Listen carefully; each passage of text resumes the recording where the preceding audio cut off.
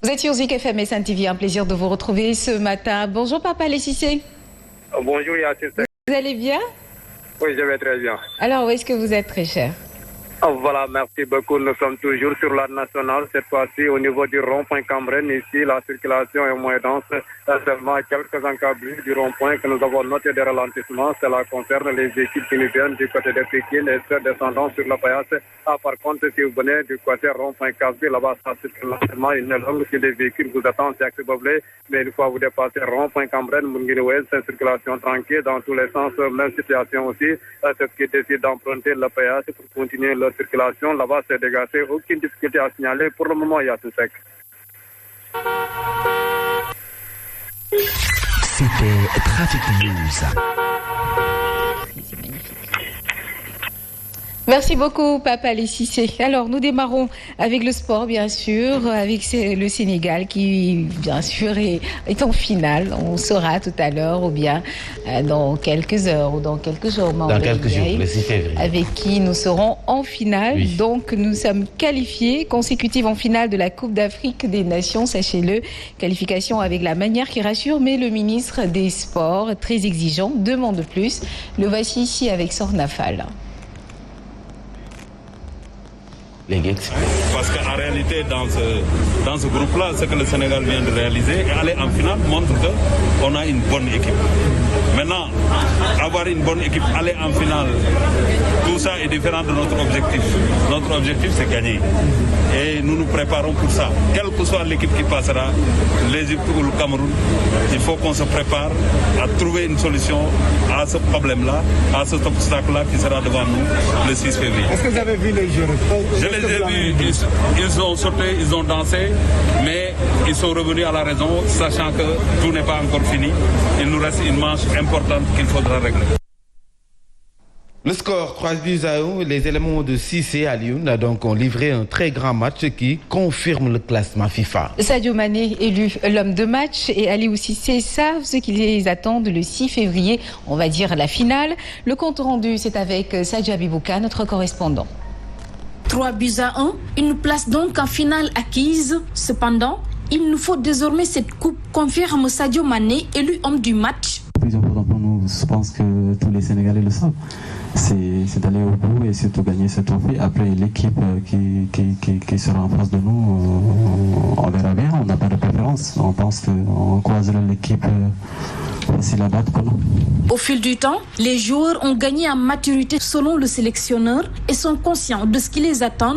J'ai été footballeur, la seule chose qui m'intéressait c'était de gagner. Moi je suis un gagneur, je veux gagner. Et cette mentalité, je veux l'inculquer aussi à mes joueurs. Aujourd'hui, ils sont en train de l'attraper, c'est très bien, ils ont envie de gagner. Quand ils ne marquent pas, ils sont fâchés. Quand ils ne gagnent pas, ils ne sont pas contents. Et ça, c'est important. Voilà. Donc, parce que s'il n'y a plus de différence entre gagner et perdre, ça veut dire que vous n'êtes pas des compétiteurs. Et un compétiteur, la seule chose qui l'intéresse, c'est gagner. Et donc, nous pensons à gagner. Mais nous sommes conscients aussi pour gagner qu'il faut jouer. Et c'est ce que nous sommes en train de faire. Important de garder son jeu, important surtout de faire de ces mauvais souvenirs que les Lions ont traversé une force monumentale au soir du 6 février. Nous avons vécu des moments très difficiles. À mon briefing de match, j'ai rappelé à ces garçons-là d'où on venait. Depuis le 27 décembre, il y a eu des cas Covid, des garçons qui sont restés à Dakar, 4, 5, 6 joueurs, 7 joueurs qui sont restés Croyez-moi, quand on a préparé le match contre la Guinée, il a fallu que je prenne les intendants, il a fallu que je prenne les médicaux pour pouvoir constituer une équipe qui fera l'opposition.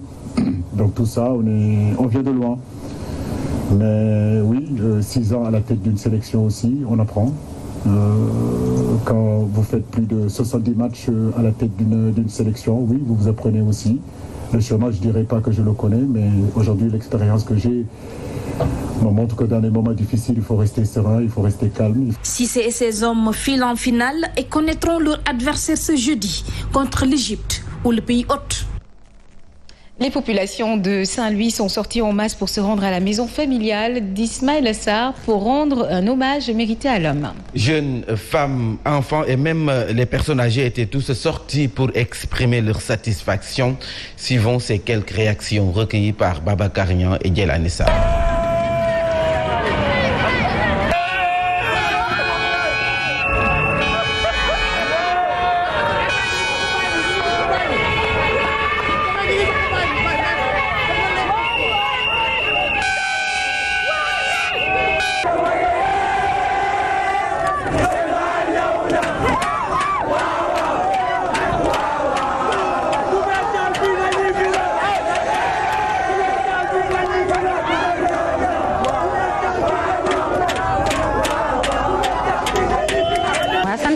baax rek waaw fier si moom nag suñu cousin la suñu doomu nijaay la dañu kontaan ci moom rek dafa dugg rek def différence ma ni la man la football moom Ndar la dëkk waaw. Alla Koliba yaayu tante Ismaïla Sarr man ak yaayam ñoo bokk ndey ak baay kontaan ci sama doom bu baax a baax di leen ñaanal yàlla may leen wér ak wérle bu nga xam ne daanu dem ba final bi jël coupe bi indi lu ko fii ci Ndar kër Ismaïla Sarr.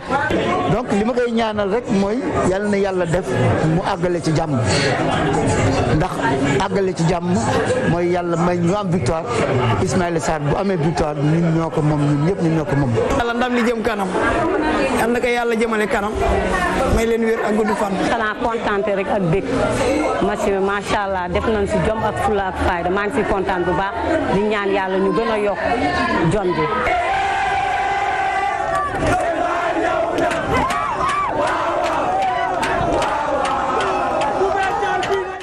Voilà, toutes nos excuses pour le qui s'est invité dans le journal. Et puis, le reste de l'actualité. 1348 camions sont donc en souffrance à la frontière malienne, soit près de 3000 personnes qui vivent dans une précarité manifeste. Le Sénégal est le grand perdant des sanctions de la CEDEAO contre le Mali, regrette le groupement économique du Sénégal. Le GES invite les décideurs politiques à revoir leur position. Le groupement économique du Sénégal interpelle le président Macky Sall. Le Sénégal risque de perdre tout le fret malien, soit 70% de nos exportations. Le GES a fait face à la presse. C'est le compte rendu de Nanko Bakayoko et El Hadji Diène. Le groupement économique du Sénégal alerte les pouvoirs publics. Le Sénégal est le grand perdant des sanctions de la CEDEAO contre le Mali, déplore le coordonnateur du collectif des acteurs des transports routiers. 1348 ont été bloqués. C'est 3000 et quelques personnes. Ils vivent dans un dénuement total. Ils n'ont pas où se doucher. Quand vous allez dans une région comme Thiès, la plupart des transporteurs ont contracté des prêts pour acheter des véhicules destinés à travailler uniquement sur le corridor. Les banques, vous avez des échéances à payer, vous ne les payez pas.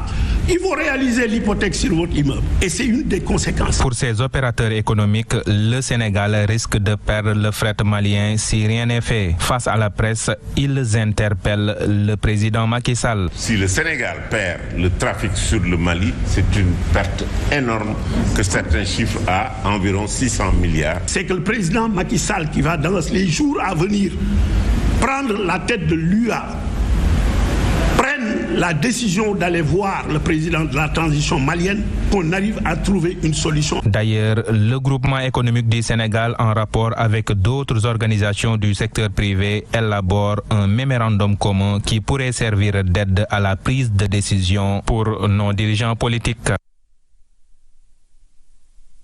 Du collectif des acteurs du transport qui milite, qui demande également une plaque d'immatriculation de la CEDEAO. Selon Momar Soran et ses camarades, elle permettra donc de mettre un terme au traitement discriminatoire dans l'espace sous-régional. Momar Soran, sa réaction avec Nanko Bakayoko. Individuellement, nous ne pourrons pas compétir, que ce n'est qu'en mettant à profit notre diversité économique que nous arriverons à travailler. Je dois constater qu'on a parlé de CEDEAO, d'un espace économique. Nous avons un passeport CEDEAO. Nous avons une carte d'identité CEDEAO. Et nous sommes allés plus loin dans la coordination des professionnels du collectif des acteurs des transports routiers. Nous demandons à avoir une plaque d'immatriculation CEDEAO, puisque nous avons constaté qu'elle soit bleue ou jaune, elle fait l'objet parfois de traitements discriminatoires. Donc les peuples veulent être ensemble et c'est nous qui allons réaliser la CEDEAO. Et nous reparlons de cet incendie qui s'est produit hier matin dans les locaux de la mairie de Nguet-Ardo dans le département de Louga. Le maire de Benno Bokk Yakaar réélu Talibouya Ka, ou plutôt Ba, rompt le silence. Il a lancé un appel au calme aux populations de Nguet-Ardo. Aux autorités administratives et politiques, il a lancé un appel à une gestion de la situation actuelle de la localité. Une enquête a été donc ouverte pour connaître les causes de cet incendie qui intervient en pleine contestation de la réélection du maire sortant. Galassila, depuis Louga, nous l'écoutons.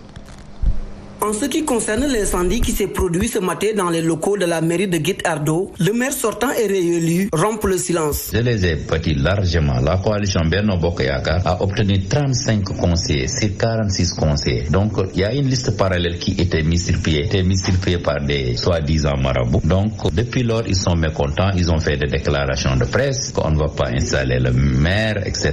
La mairie ne va pas fonctionner, la mairie appartient à une ethnie, la mairie appartient à une famille, etc. etc. Pour éviter des problèmes, j'ai resté calme depuis après les élections. Et depuis cette semaine-là, ils menacent les populations, malgré la présence des forces de défense et de sécurité. Et ce qui s'est passé cette nuit. Talibouya de rappeler le statut de patrimoine national et local de la collectivité territoriale de Guet-Ardo. On n'est pas dans un royaume, on est dans une république. La mairie, c'est une institution de la république. La mairie ne saurait appartenir à une personne. La mairie ne saurait appartenir à une famille. La mairie ne saurait appartenir à un clan. Et aujourd'hui, ce sont ces perdants-là qui créent des problèmes. Il n'a pas manqué de lancer cet autre appel destiné aux autorités. Maintenant, j'attire l'attention du procureur de la République de Louga, monsieur le gouverneur, monsieur le préfet, madame le préfet, monsieur le sous-préfet, monsieur le commandant de la brigade de Koki. Il faut que ces actes cessent maintenant, définitivement.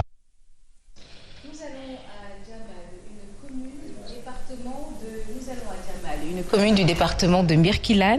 Cette cité religieuse rendue célèbre par le vénéré El Hadji Abdallah Cissé, fondateur de la dite localité, réclame une délégation spéciale pour gérer la commune. Il s'agit là de la volonté de l'actuel khalife général de Jamal qui émet donc ce souhait et interpelle le chef de l'État Macky Sall sur la mauvaise gestion de la localité par l'édile de la cité. Le cadre, et c'était l'annonce de la ziara annuelle de Jamal prévue ce 26 février. Les détails avec Alun Khan. Le khalife général de Jamal demande la mise en place d'une délégation spéciale dans la commune suite aux résultats provisoires qui reconduisent le maire sortant. Le maire a le droit d'être à la tête de cette municipalité de Jamal, mais il se trouve qu'il ne s'entend pas avec la famille maraboutique de cette localité. C'est vraiment anormal et il n'a pas de bilan. Donc, puisque le coup est parti, nous demandons au chef de l'État Macky Sall d'installer une délégation spéciale. Ce maire n'a absolument rien fait. L'occasion a été l'annonce de la ziara annuelle de la cité religieuse. La ziara annuelle de Jamal est prévue le 26 février prochain. Il y a des activités religieuses la veille sur la vie et l'œuvre de Borom Jamal El Hadji Abdallah Cissé. Nous invitons tout le monde. En tout état de cause, les religieux insistent sur l'installation d'une délégation spéciale jusqu'aux prochaines élections locales. À leur avis, le maire sortant, avec son premier mandat, a montré ses limites et devrait partir, tout en rappelant qu'une délégation spéciale avait été installée de 2011 à 2014. Et puis, retenez également que les élections législatives sont fixées au dimanche 31 juillet 2022 selon donc un décret pris ce mercredi en Conseil des ministres. Ainsi donc, contrairement à ce que beaucoup pensent, le chef de l'État compte ainsi respecter le calendrier républicain. Nous poursuivons toujours avec les élections législatives qui profilent à l'horizon. Les coalitions politiques se préparent déjà au sortir des locales. Yewwi Askan Wi et Wallu Sénégal appellent à l'unité de l'opposition pour faire tomber Benno Bokk Yakaar, majoritaire à l'Assemblée nationale. La coalition Gëm Sa Bopp n'est pas en reste, tout comme Bokk Gis Gis qui travaille également pour mettre en place une large coalition de l'opposition pour aller à ces joutes électorales. Un scrutin qui risque donc de ne pas se tenir à date échue. Fatou Abdoulaye. Les coalitions politiques semblent déjà tourner la page des élections locales et se projettent sur les prochaines législatives. Certaines coalitions, comme Wallu Sénégal, comptent incessamment engager de larges discussions avec toutes les forces politiques et les organisations de la société civile disposées à bâtir une grande coalition pour aller à la conquête des suffrages des Sénégalais lors des élections législatives à venir. La coalition Gëm Sa Bopp affiche déjà, elle, ses ambitions avec la sortie de Bamba Fall qui montre encore une fois son ancrage dans la coalition dirigée par Bougane Gueye. Le maire de la Médina affirme que son choix Gëm Sa Bopp dépasse les locales. En temps plus clair, la coalition va à l'assaut des élections législatives. C'est également le cas de Yewwi Askan Wi qui appelle à l'unité de l'opposition pour battre la coalition Benno Bokk Yakaar. Maintenant, reste à savoir si les élections législatives vont se tenir à date échue. Depuis quelques jours, l'idée d'un report des législatives est de plus en plus agitée par la presse. Et nous nous intéressons cette fois-ci, Mambay, avec à la participation ou à la répartition des conseillers de ville à l'image de celle de Dakar, où le conseil municipal pour cette élection au suffrage direct va être composé de 55% du scrutin proportionnel et 45% qui seront désignés par les communes. Une procédure qui souvent peut ne pas donc donner la majorité des conseillers aux maires élus de la ville. Les explications de Fatlin Diop. Les élections locales 2022 ont été spéciales du fait du suffrage direct, mais également de la répartition des conseillers de la ville, vu que le président Macky Sall avait sorti un décret le 15 octobre 2021 fixant le nombre de sièges pour chaque ville et le nombre de conseillers à désigner par les communes constitutives pour le conseil de ville. Alors, il est établi que pour le nombre de conseillers à élire au scrutin proportionnel, chaque ville, compte tenu de sa spécificité, bénéficie d'un pourcentage supérieur au nombre de conseillers à désigner par les communes. Par exemple, pour le cas de Dakar, c'est 55% au scrutin proportionnel de la ville et 45% désignés par les communes, ce qui veut dire que la tête de liste proportionnelle gagnante est d'office élue à la ville, mais les 55% des conseillers de la ville viendront des différentes listes selon le résultat et 45 restants proviendront des majorités gagnantes des communes, ce qui fait que le maire élu de la ville peut ne pas avoir la majorité au niveau du conseil municipal de la ville. Nous poursuivons donc